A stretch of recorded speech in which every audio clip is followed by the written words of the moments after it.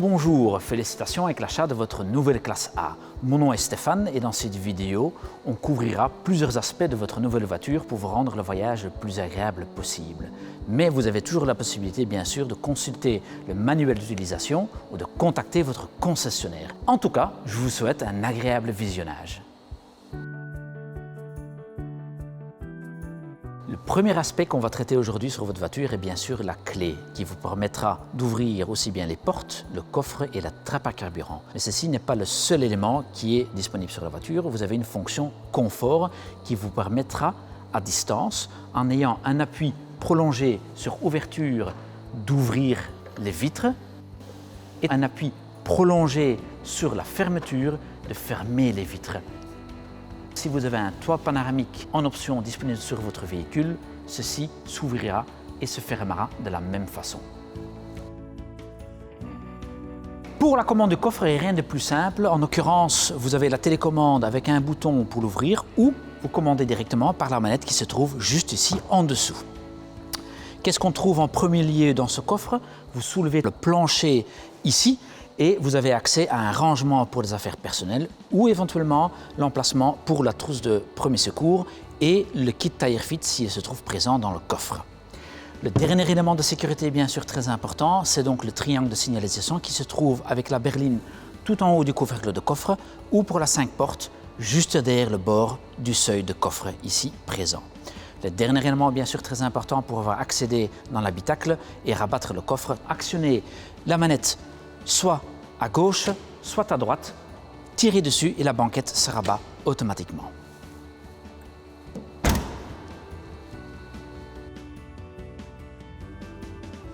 Maintenant qu'on vient de déverrouiller la banquette arrière du coffre, rien de plus simple pour la rabattre. Tout simplement prendre le dossier du siège, le remettre ici à plat ou le remettre en place. N'oubliez pas que pour la version 5 portes, vous déverrouillez et reverrouillez la banquette, toute une manette, sur le dossier du siège. Mais ce n'est pas tout. Cette version-ci comporte une banquette arrière en fait en 40-20-40, c'est-à-dire en 3 parties que je vais vous montrer maintenant. C'est donc la partie du milieu qu'on rabat tout simplement avec un bouton tout en haut du dossier. On rabat la partie centrale, on a une possibilité de chargement complémentaire et la rabattre de la même façon. Pour les sièges enfants, on a aussi 2 solutions disponibles pour vous. Ce sont le top tether tout en haut de la banquette arrière ou les fixations Isofix qui se trouvent tout en bas de la banquette arrière. Et parler de sécurité, la sécurité enfant pour les portes arrière se trouve ici sur le bord de la porte. Tout simplement un petit bouton à manipuler en haut ou en bas. Il vous reste les vitres électriques sur les portes arrière à commande séquentielle comme à l'avant et un bac de porte qui se trouve tout en bas de la portière.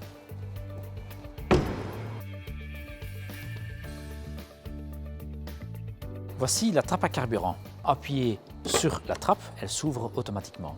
Le bouchon de remplissage du diesel ou de l'essence, c'est simplement dévissé, puis on a prévu un emplacement pour pas que le vous gêne pendant la prise de carburant. Et le bouchon bleu qui vous sert le remplissage de l'additif AdBlue, uniquement pour la version diesel bien sûr. Sur la trappe aussi, vous avez une visibilité sur les pressions de pneus qui sont disponibles pour ce véhicule-ci.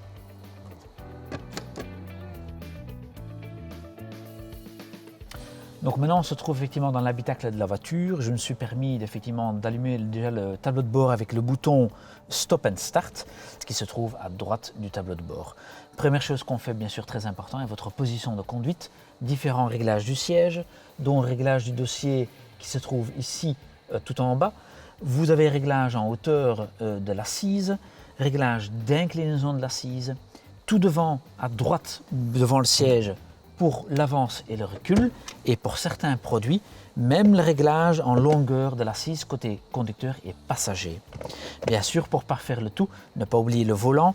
Vous avez une manette qui se trouve juste en dessous qui permettra de régler le volant aussi bien en profondeur et en hauteur. Ne pas oublier bien sûr de reverrouiller par ces petites manettes que vous remettez ceci. Dernier élément bien sûr très important avant de partir, c'est de régler vos rétroviseurs gauche et droite. La commande se trouve sur la contre-porte. Ceci, réglez gauche ou droite et vous réglez votre position de glace. À gauche de votre tableau de bord, vous trouverez plusieurs commandes, dont par exemple ici la commande électrique du frein à main, la commande principale des phares automatiques. Tout à fait à droite, vous trouvez le bouton pour commander le feu anti-brouillard à l'arrière et juste en dessous, le bouton de réglage pour l'éclairage de l'instrumentation de bord et de l'écran média. Puis on passe sur la première manette qui se trouve à gauche du volant, qui commande par exemple le plein phare, appel de phare, mais aussi d'ailleurs les essuie-glaces, bien sûr, et le lave-glace du pare-brise. Une deuxième manette vous allez trouver du côté droit du volant, mais celle-ci va commander la boîte de vitesse automatique, d'ailleurs qui est extrêmement simple d'usage. On appuie tout simplement sur son frein, bien sûr, on tire la manette vers le bas, vous trouvez en position D, qui est donc la position drive, c'est-à-dire marche avant, une petite impulsion vers le haut et vous retrouvez en position neutre, point mort bien sûr, et la dernière position, une impulsion vers le haut et vous mettez la voiture en R, c'est-à-dire la marche arrière. Pour revenir au point fixe, c'est-à-dire le point parking, vous appuyez sur un bouton qui se trouve au bout de cette manette.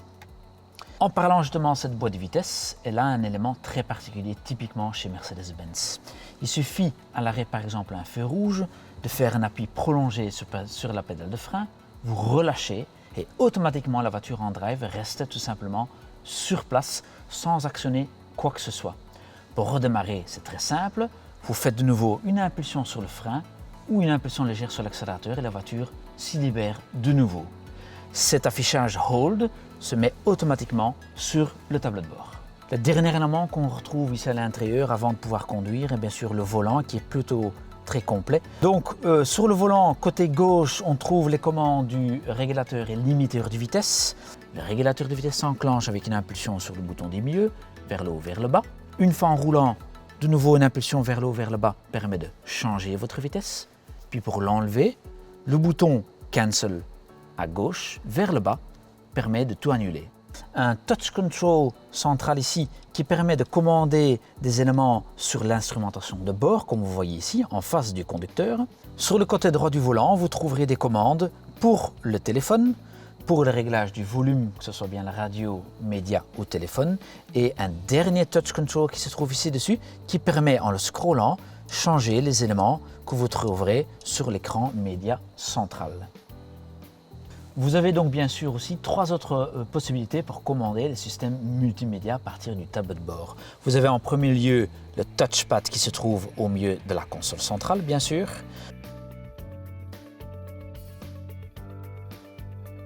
Donc vous avez votre touchpad qui se trouve au milieu de la console centrale qu'on commande comme ceci, tout simplement glisser votre doigt dessus.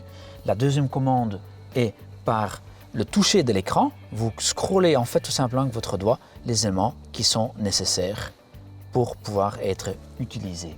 Et donc le dernier élément et pas des moindres, c'est bien sûr la commande vocale. Bonjour Mercedes. Oui, s'il vous plaît.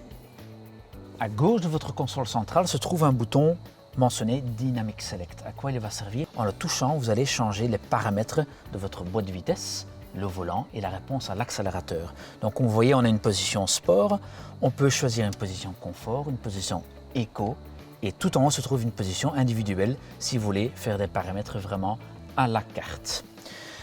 Le dernier élément dans l'habitacle se trouve sur la platine de l'air conditionné sur la console centrale avec des réglages relativement classiques en soi. Vous avez réglage de température gauche et droite, réglage de airco allumé ou éteint, mais un bouton très intéressant qui est le bouton de la recirculation d'air. En fait, chez Mercedes, quand vous avez par exemple une vitre ou un toit ouvrant panoramique ouvert, en appuyant sur ce bouton de recyclage et vous restez appuyé, vous allez fermer la vitre d'une façon automatique. Et la meilleure partie va suivre quand vous appuyez sur le même bouton pour éteindre votre recirculation d'air. Les ouvrants vont de nouveau s'ouvrir et reprendre la même position qu'auparavant. Sur la console centrale du toit se trouve le bouton SOS. À quoi il va vous servir? En appuyant sur ce fameux bouton en cas de problème, on va vous envoyer les secours nécessaires. Par contre, en cas d'accident, le système s'actionne automatiquement. Bien sûr, le mot sécurité est très important chez Mercedes. Donc, même sur votre classe A, les équipements de série comme par exemple Active Brake Assist qui vous évitera une collision de l'arrière avec les véhicules qui vous précèdent, un Active Lane Keeping Assist qui vous permettra de rester dans votre voie et en dernier le Speed Limit Assist bien sûr qui vous donnera une indication exacte de votre limitation de vitesse dans votre instrumentation de bord. En tout cas, une dernière chose avant de se quitter, j'espère que vous avez apprécié cette vidéo et je vous souhaite beaucoup de plaisir de conduite avec votre nouvelle classe A.